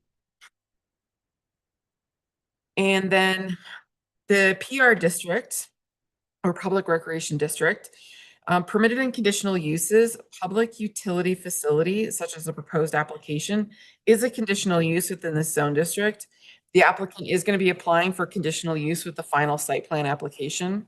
So we advertise for it. So if you want to discuss it, it is in the staff report, or the standards are in the staff report. And all other public recreation standards are in compliance as referenced in the staff report. Staff does want to know if the planning commission could provide feedback at the sketch plan review regarding whether they find adequate parking exists and that no new parking is required in association with the proposed structure. Staff was of the opinion that there's plenty of parking out at the PRA that can be utilized, and town staff could drive up to the building. They wouldn't be there for and an absorbent amount of time. Do they not drive up that little driveway there? They got that little dirt. Right. Oh, Yeah. But as far as like bicycle parking, ADA parking, that is all relatively close to this site. So we did not believe that it was a requirement, but we wanted to get your input on it. So, and these are the renderings of the building. And it's gonna match the existing architecture out there. Even though this looks blue, it's not really blue. It's like a, I don't know. It's a nice blue. It's not a bright blue. It meets, and so with that, staff recommends that the planning commission provide feedback regarding whether they find adequate parking exists and that no new parking is required in association with the proposed structure. Great. Thank you, Chris, with a B. with the questions for staff. Yeah, questions for staff. Oh my God, what's wrong with me today? You just really want to talk to Chris. So excited that Chris is here. All right. Healthy questions of staff. Why can we not use the current building? Like, is the current building coming down? So the building, the current building will stay. It's not large enough. It's only about 375 square feet. And so right now it's pretty maxed out with their pumps and their chemical storage for the chlorine. And then this will require, they're pretty big tanks. Part of this building is going to be underground. So it's pretty large tanks required to fully treat PFAS. So that's why a new building. So it's an additional Yeah. in that same little kind of Close by. plateau there. Yep. Yeah, got it. That was my only question. Are we getting deed restricted with this? I have to. We asked on the last pump building. There is no residential No. use. No problem with the parking. I would even say if you have. I guess just my own personal curiosity, after you get the PFAS out, like what do you do with that? Yeah, so every so often, it's kind of once or twice every year, the media inside these tanks has to be changed out. So there's kind of hose connections that come in. A large truck will have to come in and then empty it out and then refill it, and then that gets hauled off and disposed at kind of a special waste site. And then I guess just like I was curious, like what does that special waste site look like that takes all these forever? Kind of they put them in just like this real big storage bin and make sure they don't get out kind of thing. Yeah, I'm trying to remember because we're using granular activated carbon, and I think that one I'm trying to remember compared to the other exchanges. I'm trying to remember how that gets disposed of. If it's incineration that they do on it, and so that way they get rid of that. They burn it. Trying to remember because you know that. But anyways, I was just curious. You don't have to be put on the spot on this. Yeah, or because you know the town it would kind of get hauled off outside of Summit County. Then there's kind of special disposal areas that it would go to, and I can get back to you on that. I'm not sure exactly the details on it. So. Chris, I only had a question around the noise. Is there a ordinance in this district for noise? So the town, everywhere in town is under a noise ordinance, and then it's separated into districts, so noise would be required to be enforced. Okay. I don't know. And do we know if it's loud? So it shouldn't be any louder than what's out there now because we have existing pumps out there and it would be utilizing those in the system. So shouldn't be any extra noise above what there is currently. And is this like a permanent thing that we'll do forever, or is it a temporary thing? A little of both. We're not 100% sure. You know, there's a plume in the ground of this contamination. We don't know exactly how large and how widespread it is. The thought is that, you know, one day that plume might pass and then we don't need it anymore and then we could shut it off. But it's hard to say if that would be a few years from now or 100 years from now. So okay. We're planning for it to be long term and be out there for the long term. Okay, I don't have any questions. So now we'll turn it. I'm sorry, we're usually not like this. But we'll turn it over to you if you have a presentation or anything else you want to add. Yeah, so much to add. I think Chris with the V covered most of it. You know, 2005 was when the well was constructed. Structure was built in 2018. Since 2022, we've had to shut down for the PFAS contamination. So we're just trying to get that back online. It's a critical piece of our town infrastructure. So, you know, this would allow us to get that functioning again, provide, you know, clean water to the town of Frisco. You know, it kind of uses the existing footprint disturbance area already there. And you know, with that, we've kind of designed it to try to be compatible with the existing building, fit near it. And So I do have a question, my own curiosity, like every municipality in the county is going through this, right? Having to deal with this issue, like we're no better or worse. I mean, it depends. So municipalities that just have surface water generally don't have to deal with that because anything that's in the surface water usually just passes quickly and goes away. But many municipalities with groundwater, you know, other ones in Summit County have the same issue. I think some of them were a little further ahead because we kind of started this design process sooner. The regulations changed, and more recently they became more stringent. So it's becoming more common that other towns are either having to try to find new sources of water or we'll have to mitigate as well. Great. Well, do you guys have any additional, did we already took questions? Public comment, any public comment? Anybody, nobody here in the chambers, anybody online want to provide any public comment? Okay. Julie. I know. She's a loyalist. Okay. What comments do you guys have? April? I don't have any problem with the parking. Close public comment. Close public comment. Turn it over to commissioner comments. April? Yeah, I don't have any issues with the parking, and I think there's plenty of stuff nearby. It shouldn't be a big deal. The building looks nice. That's all I have. Yeah, I'd agree with that. And if there's a way to, if you're looking at further code revisions, the it's just streamlines right through, something like that would be fine with me. I think it looks great, fine. And you'll see it, just a reminder, we'd like to do that so that maybe a conditional use would not be required in the future. If something like this is gonna require a conditional use at your next Oh, meeting. really? too. Okay.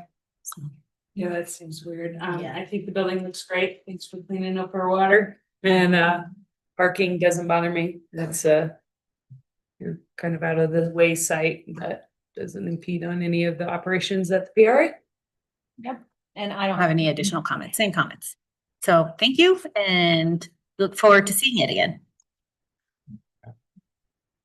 Thank you. All right, thanks, Chris. Great. Next on the agenda is staff and commissioner updates. I just got a few things for you.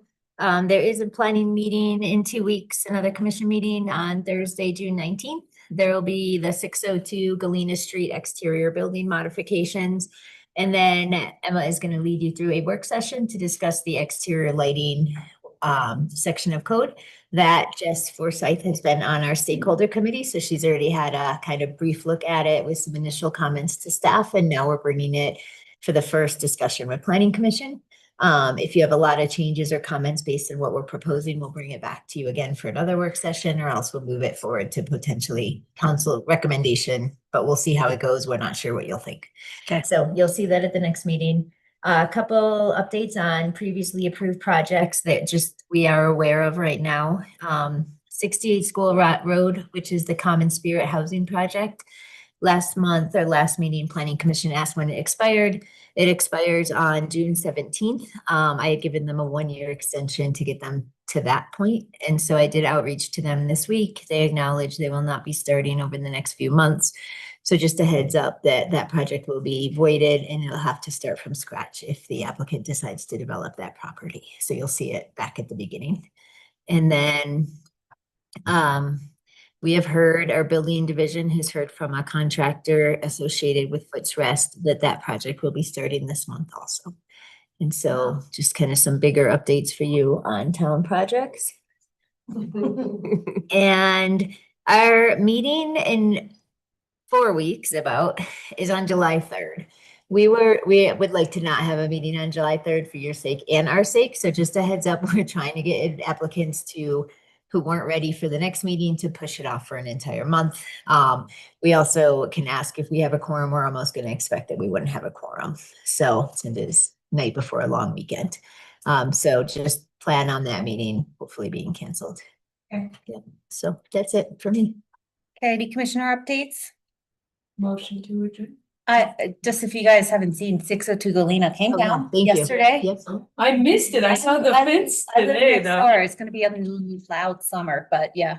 All of It- Frisco. We're not I gonna know. be driving. I know, I'm doing a bathroom remodel, so it's extra fun. Thanks for pointing that out. That was a good update. Thank you.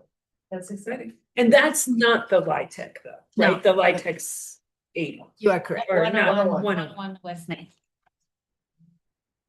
So, motion to adjourn? Motion to second. Okay, adjourned at 6:55 PM. Thank you for doing this. Very good. Mm-hmm. Would anybody like me to pull the beans and rice No, top down? no. I just ate a late lunch, so that's why I was like on the slow train. I- Only was mostly concerned about the beans. Just because that's. Food safety people get. background. I know, Yeah. I know. But anything, I can pull anything out, we can heat it up. You're supposed to be careful. That is like the number one complaint from like Mexican restaurants, cause they a lot of times reheat the beans. And there's usually. But I wanted to say, I know you guys do great work, I was picking up that that's right. But I was like, I'm gonna be mean about it.